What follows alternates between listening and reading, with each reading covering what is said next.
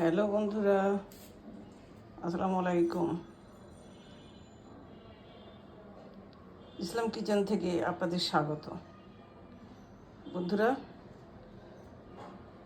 30 বছর পর অথবা 20 বছর, আমি ভুলেও গেছি কবে লাস্ট পিঠা তৈরি করেছি, ভাপা পিঠা, যে কোনো পিঠা।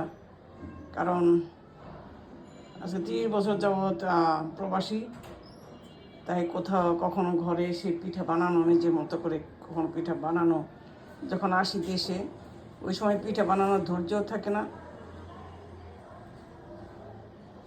ভাইয়া নাও, খাও, সমস্যা নেই। এই যে হ্যাঁ, নাও, নিয়ে যাও। ধৈর্যও থাকে না, বানাতেও পারি না। সেই জন্য দেখেন, এই যে এরকম মেয়েদের হাত থেকে এরকম যে পিঠার পাতিল নিয়ে আসলাম।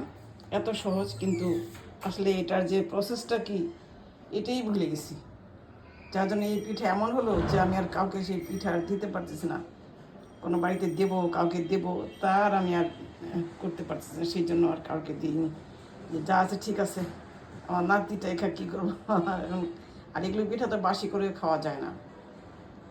যতটুকু পারলাম ততটুকুই করেছি। দেখি হয়তো বানাতে বানাতে হয়তো হাত ঠিক হবে, আর ততদিন আর বানানোই যাবে না, বানানোই হবে না। কে খাবে অত?